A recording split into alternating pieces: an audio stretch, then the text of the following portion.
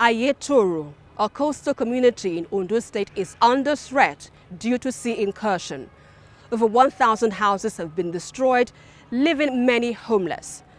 The Ondo State Oil Producing Areas Development Commission has called on the government to investigate the contractors who abandoned a critical shoreline project. We'll also discuss efforts by the Lagos State government to stop the flooding on Lagos Island. This, among other issues, will be our focus on this week's edition of Green Angle. Welcome. I am Esther Mokwariola.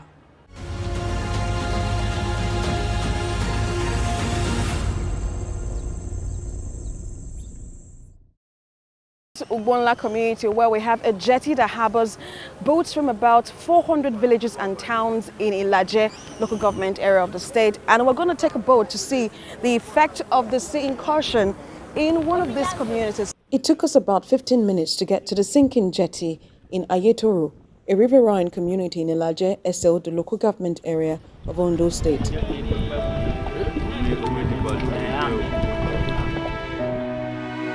That is our jetty over there. Now it is difficult for us to get to the jetty now because of the devastation effects of the sea incursion.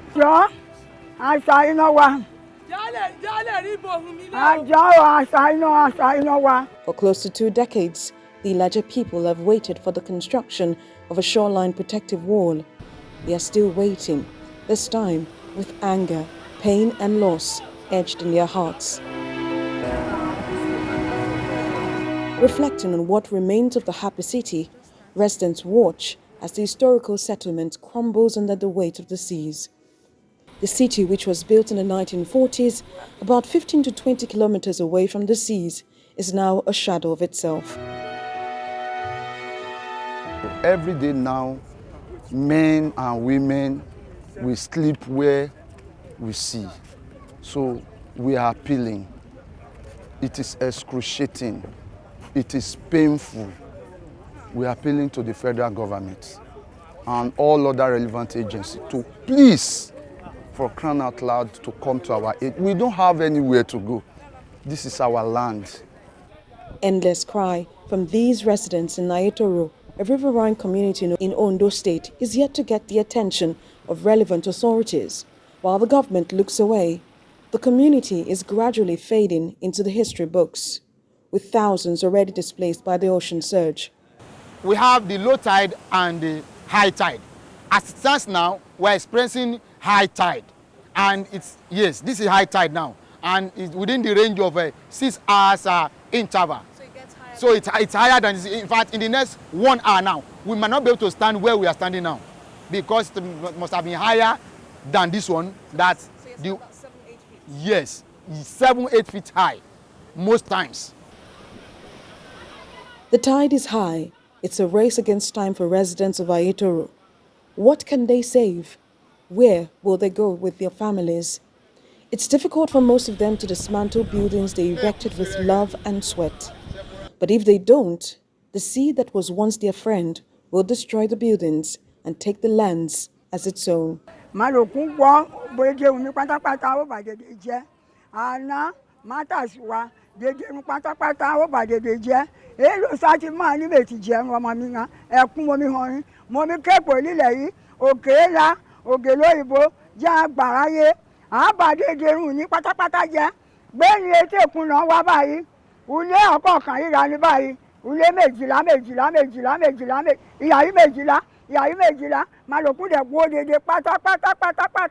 Fishing is one of the major occupations for people in this community. But the raging sea has not only displaced the old from their homes and children from their schools, it has taken away their source of livelihood. With the fading hope among residents and fears of Ayeturu going into extinction, we met with an elderly woman who was leaving the community. She says the daily struggle led to her losing a finger. She admitted that her days are numbered, but appealed to the government to come to their aid.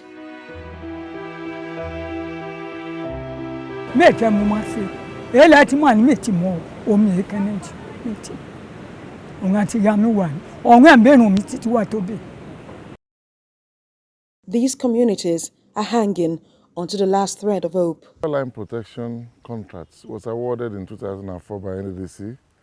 Mobilization was paid, nothing was done. Re-awarded in 2009, mobilization paid, and nothing has been done.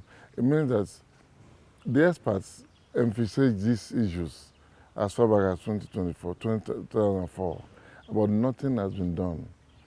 And it's not just Ayeturu alone now, we're talking of the entire race with their livelihood. For me, relocating them is not even an option. Doing nothing is not an option as well. Leaving them to their fate is even a bad option. There is no body of government that's responsible for ecosystem, ecology, environment, Senate, House. There is none of them that has not been here. But they come, they pity our condition, they make promises, and they go. Members of the current board of the Niger Delta Development Commission arrived at the community of Ayeturu to assess the devastating impact of sea incursion. The NDDC team has promised to work tirelessly to find a permanent solution to this environmental challenge. As part of their efforts to alleviate the effects of the ocean surge on the community, the team presented relief materials to the victims. However, the people of Ayeturu are demanding a permanent solution to this problem, which is threatening to displace them from their ancestral home. On this journey at NDDC for over 12 years. No solution. But I can confirm, in the nearest future, we are going to stop this ocean surge, we are going to protect the shoreline, and we are going to give the people of Ayeturu a better livelihood and a better life going forward. We came today with what we describe as our phase one, as NDDC. What we brought in now is a tip of the iceberg. We'll continue to bring more until everybody that's affected by this problem is comfortable. And I'm determined to address it. So thank you for giving us this opportunity to serve with SEMA. Thank you for giving us this opportunity to partner with you. And as we go forward, we will see a drastic improvement in what we have seen to be an annual event or an annual disastrous event. So thank you so much for coming out today. In the meantime, the Ondo State government is seeking help from the federal government and international community to find a lasting solution to the natural disaster in Ayeturu. Ayeturu sea inculcation has been an issue that has been bothering, I can say, the mind of this government. And since we came on board, this administration came on board in 2017. Let me just take you down the line that even before this administration came on board, the Ayeturu sea incursion has been there. And successive government has made several attempts to protect the community and the people. Even some interventionist agencies, SUPERDEC and Niger Delta Development Commission, NDDC, has also made other attempts. But we find out that all the measures that have been taken has not yielded the desired result. Now, the issue is cyclic in nature, and it occurs, once in a year. They experience that, heavy storm from the sea. The strength of the waves will just come once in a year. It might ravage the entire community for about 3 days, and thereafter it will recess. Now, this government has made some efforts as well by contacting some other agencies like Ecological Office, Federal Ministry of Environment, because the case of Ayeturu is a very big case that the state government alone cannot handle. It requires concerted effort of various organizations to collaborate.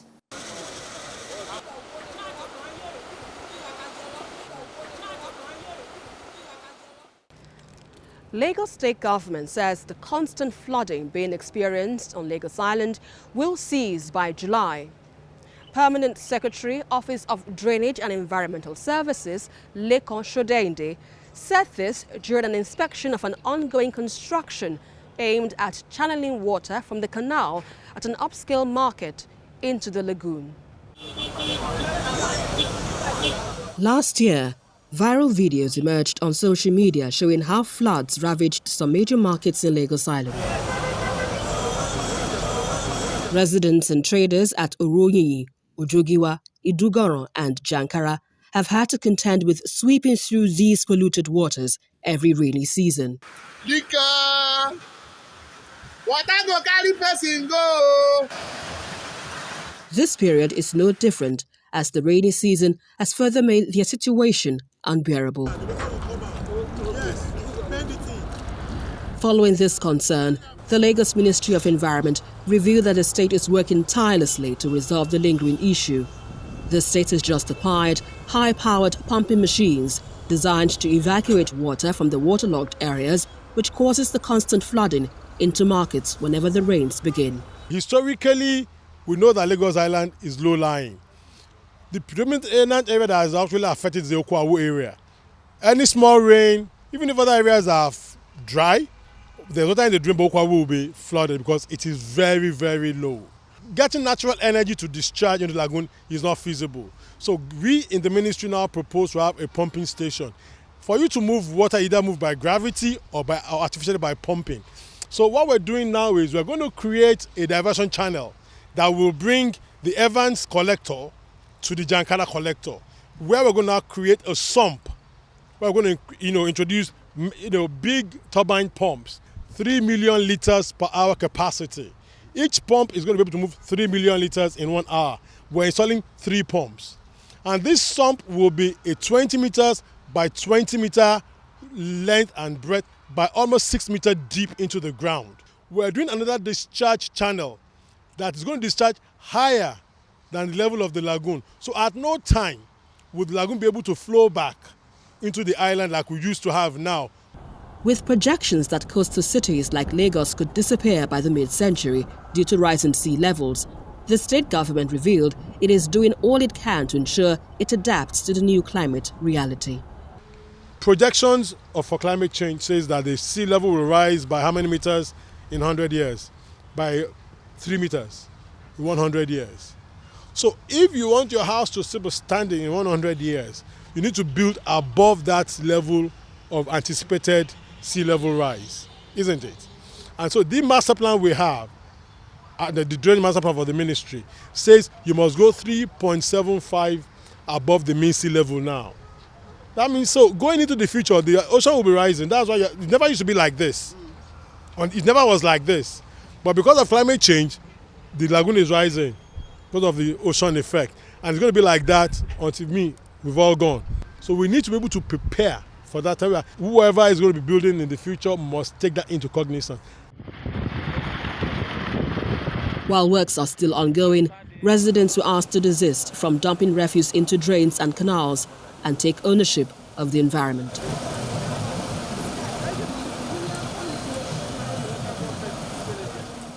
Green Angle returns in just a moment. Stay with us.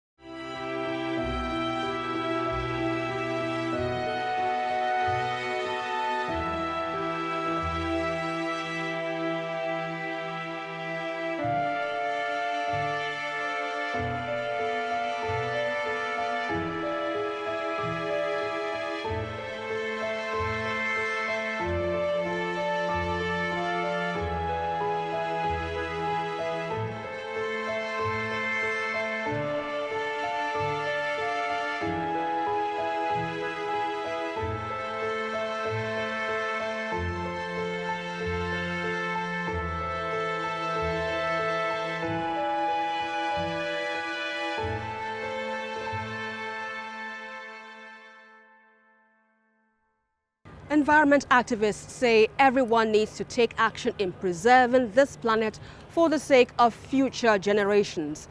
This comes just as we recently visited a community in Lagos where residents took part in a beach cleanup and other environmental programs in honor of Earth Day. Events like cleanup drives, tree planting initiatives, and recycling programs are just some of the ways in which people are taking action to protect the environment. These activities help reduce pollution, protect wildlife, and preserve natural resources.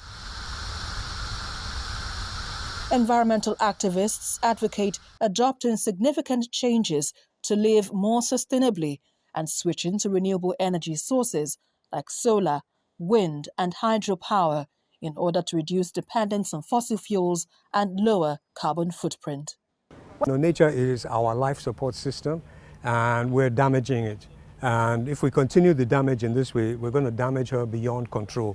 And if you damage your life support system beyond control, you're in big trouble, and your children are going to be facing the catastrophic consequences. If nations don't wake up, they keep on playing politics with climate change, it will get to a point where there will be no choice. I mean, civilizations have ended before. They've come and they've gone. We all know this. The oil or petroleum civilization has not even lasted up to 200 years. And now it's on the last throes. It's coming to an end. So it's either it is end in a managed way or it will end in a cataclysmic way. Here in Nigeria's commercial capital city, Lagos, the government has launched several campaigns to educate the public about the importance of environmental protection. These campaigns include sensitization programs, seminars, workshops, and environmental cleanup exercises. The government of the day is actually on top of the situation, is encouraging people to live as much as possible, but be mindful of the environment. Be mindful of what you take, what you release into the environment, because whatever you drop into the environment comes back to you if it is not properly handled. The need for action is urgent. Climate change, pollution, and deforestation are just some of the issues threatening our planet's health. Therefore, it is expected that as individuals and as a society, everyone must take action to protect the only place we call home.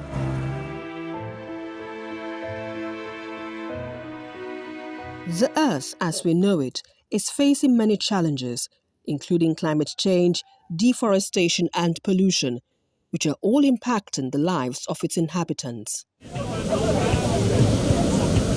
In response to this concern, a group of environmentalists and concerned citizens are leading the charge for change.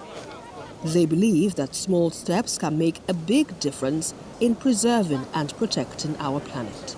Government role is more around creating the policies that enable both individuals and corporate entities to be more aware and more socially responsible when it comes to environmental matters. In terms of policies, I don't know a specific one to pick on, to be honest with you, but whatever policy it is that educates people more about the dangers of not taking care of the environment, the better for all of us. I always emphasize the need for education and advocacy. Without education and advocacy, nobody will actually understand what we're saying or what the government is saying about protection of the environment. So in a community as Okwaja, we have been constantly, educating, sensitizing this particular community on their need to protect the environment and their roles in it. One of the activities that the group is promoting is recycling, which reduces waste and helps to conserve natural resources. The group is also educating members of this community on how to live sustainably. They believe that education is key to promoting environmental sustainability. We are going to improve to be enlightening our people the benefit of this work. To tidying is something is for both old and young. The youth should not relent, you understand, to do the work. They should forget about the money, but make sure, because it's our own benefit. It is clear that we all have a role to play in preserving our planet for future generations. By taking small steps and making sustainable choices, we can all contribute to a healthier and more sustainable world.